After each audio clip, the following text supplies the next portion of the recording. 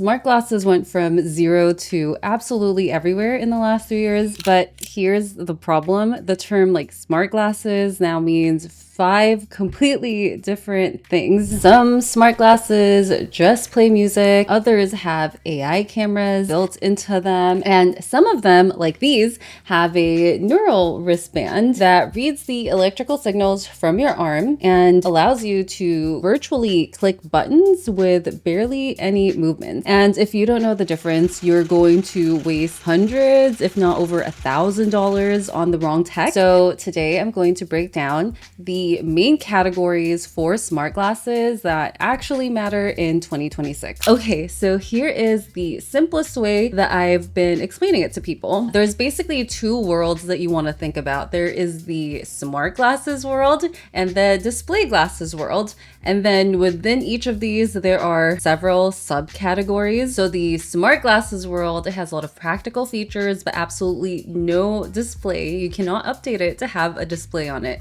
And then the display glasses category, like these ones, do have a display in them. The type of displays that you'll get in the display category varies depending on the glasses, and then the way that you interact or control the display also varies depending on the subcategory. So let's talk about smart glasses. These are your Ray-Ban Meta Gen 1 and Gen 2 glasses. These are your Air Go 3, your Lucid glasses, your Echo frames from Amazon. So in this category, you basically have glasses that have cameras built into them and then glasses that don't have cameras built into them. So the ones without cameras built into them, let's call them audio smart glasses. These are essentially like your AirPods, but built into your glasses. There's no cameras to freak people out or to distract you. What they are good for is like music, podcasts, taking calls, open ear directional audio, and they have really good battery life, because they're just essentially audio smart glasses. What they don't do is they have no cameras, can't take photos, no videos, and most importantly, no AI vision. So they can't see the real world, they can only hear it. Again, glasses in this category are the Solos Air Go 3, Lucid smart glasses, Echo frames, any glasses that don't have a display and do not have cameras. So who should buy these? Well, if you're a professional who's always on Zoom calls, also stealth users, maybe like people who want this type of technology but don't necessarily want all of the distractions, they want the tech to be invisible. These type of glasses are like, you cannot tell the difference between them and regular glasses. They're super light, really tiny. And the great thing about this is that audio on the glasses, you can listen to them at like 50% volume. And because of how good audio has gotten at channeling the audio into your ear, the person next to you won't even be able to hear what you're listening to. So for these, battery is probably like anywhere from 6 to 8 hours of like actual talking time. The price range for this is around $200, maybe $250. So this is a really good basic model of glasses. Now, if you are willing to trade a little bit of the stealth factor and really get the power of AI and cameras and photos, that's where things can get a little more interesting in this category. So obviously these are the Ray-Ban Metas Gen 2. I just got these. They're in the matte black, super pretty. Now these are what I would call like AI smart glasses, because AI is more prominent in them, especially because they have cameras that can see your real world. So they can do everything that the audio smart glasses can do, but now with the cameras, you can take photos, you can take videos. That's the simple part. But also you can communicate with AI and AI can see your real world. So it can do things like live translations of signs. You can ask it questions like, what is this building? You can have it summarize a block of text for you. You can ask it what a specific plant is. A lot of these features you should already know about because these are the most popular type of glasses that are around right now. A really great thing with these glasses as well is you can capture POV footage really easily. So if you're baking, instead of having to strap something onto your chest or doing some weird jerry-rig thing, these glasses do have cameras already built into them, and it's really easy to show your POV of whatever it is that you're doing. Also really good for capturing like quick moments that might otherwise pass you by. Again, still no screen though. The AI is communicating to you, will come to you via audio, but it can see your real world. Now, who should buy these glasses? I mean, I think the largest majority of people that are looking to get into the smart glasses category probably fit into this realm. It's extremely practical, very useful, pretty intuitive, not confusing, not too distracting. It really integrates very well with people's everyday lives at the moment. While the Ray-Ban Metas are the most popular glasses in this category, and of course, if you're interested, I do have a link for those in my description. There are other companies that are coming into the space like fast and hot. For example, I saw at CES that Wristbands has their AI smart glasses, and I'm pretty sure I saw Dream has their own version of AI smart glasses. So this category is expanding super quickly, but the Ray-Ban Metas are the only ones that have had extensive testing with at this moment. With these glasses, since you're using them integrated into your everyday life, you're probably like not listening to music and taking videos nonstop the whole time. So if that is the case, especially with the Gen 2s, these can last you most of the day. So they are, again, very good and practical for your day-to-day use. Price range for this is like between $300 to $400. Okay, so now we're gonna get into display glasses, which is the glasses that I'm currently wearing right now. I am actually using the teleprompter feature just to remind me of the topics that I want to cover in this video as I'm talking. Now, I have probably tested and researched hundreds of hours into smart glasses at this point. I accidentally became somewhat of an expert in this field. So let me explain to you what I've learned as simply as possible. Now, the display glasses category means you can see something in your display, and there are 3 subcategories in this. So the first one, the display overlay glasses, or you can also call this the heads up display, kind of making things up here, but this is the category where you can see something in your glasses display. Things that you can normally see in this category would be like text messages, notifications, a teleprompter, real life translations, the photos and videos that you just captured, you know, some pretty basic and simple things that are practical, but very straightforward. Now, these are not intended for watching movies or videos. The quality of the display really isn't good enough for that at this moment. Also, really the battery life isn't good enough for that at this moment. It's really for subtle, quick glance informational stuff. Now, some of these glasses do have full color displays. Some of them only have green text. Think old school computer terminal vibes. The green text glasses have much more battery life. A lot of them can last you all day long. Glasses in this category would be the Even Realities G2 and the Roku glasses. And then with the color heads-up display or display overlay glasses, you have the Meta Ray-Ban display glasses. So this has full color, but only has a screen on one side. And then the Ray Neo X3 Pro, which I tested at CES, and that has full color on both displays. These glasses do tend to look more like normal glasses as opposed to the next category I'll get into, which is the cinematic portable display glasses. Obviously, this looks a little less like normal glasses. In this category, it is also important to note that there are different input methods. Some of them you might just be able to use the side. For some of them, they use the neural wristband like the Meta display glasses. And then others like the Even Realities G2 glasses actually has a ring that comes paired with it. And then you can do something like this to control the display in your glasses. Pretty much all of the glasses in this category have a camera, except the Even Realities glasses, to my knowledge at this point. So who should buy these glasses? Well, anyone who really wants information at a glance and doesn't want to keep pulling out their phone, be able to read their messages, see like notifications of how stocks are doing, whatever it is that you want to look at just at a glance,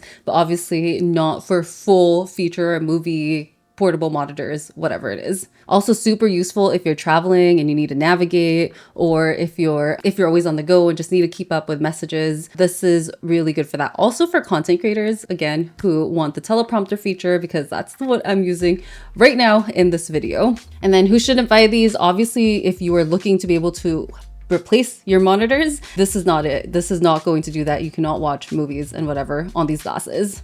Battery life on these in this category, in the heads up display category, varies. Green text ones last all day, depending on your use case. And then for the ones with full color, the Meta Ray-Ban display glasses last me about 3 hours of mixed use. There is some things that you can do to extend that battery life, which I've been testing and I can make another video on. But for example, turning off the "Hey Meta" voice wake up command does extend the battery life on these. Price range for these anywhere from like $100 to $600 to over $1,000. Really, this category is quite emergent. Now onto the cinematic portable display glasses. I have seen so many comments from all of you asking me if you could have glasses that do both, like being able to walk around and wear them in everyday life, but then also be able to use them as a portable monitor.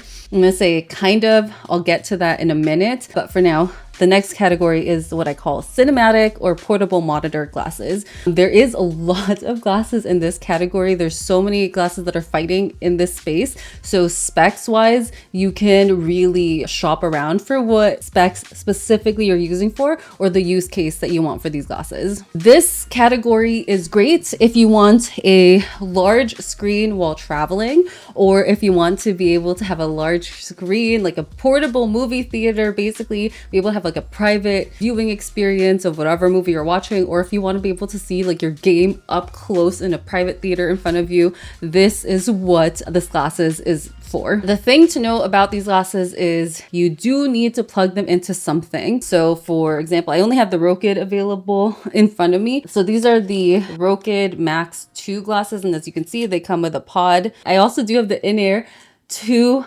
Pro Go Pack, and that also comes with its own little pod that you plug it into. I also just got the Viture glasses, and that one is mostly for plugging into like handheld devices. There's also of course the XREAL series.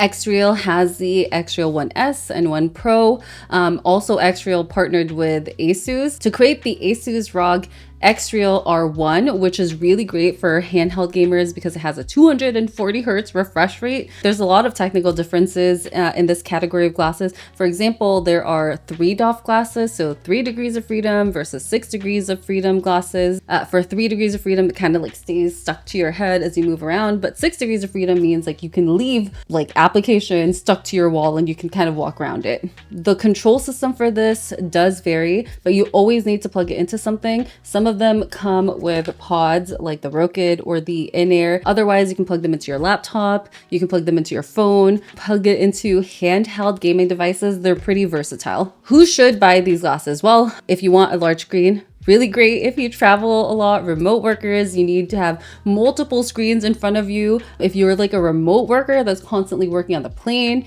on ferries, in tiny little cafes, this is great. If you want privacy while you're working, you'll be able to see all of your screens in your glasses instead of having it on a laptop that everyone can see. Just remember though, since these type of glasses does need to be plugged into something, it will drain the battery on your phone, on your laptop, or whatever you have it plugged into. Usually though, my experience has been it's about 3 to 4 hours of continual use of like having multiple screens or watching a ton of shows on it. But usually if you're doing that anyway, you're probably in a situation where you can plug in at the same time, and then at that point battery life doesn't really matter as much. Again, price range for this is anywhere from $300 all the way up to over $1,000. It really depends on if you're just getting glasses by themselves or if you're getting like an entire kit that comes with the pod and whatever else. Now, earlier I said, I mentioned how some people ask me if there is a pair of glasses where you can use it as a heads-up display while you're out and about in your life, but also one that you could use as a portable monitor.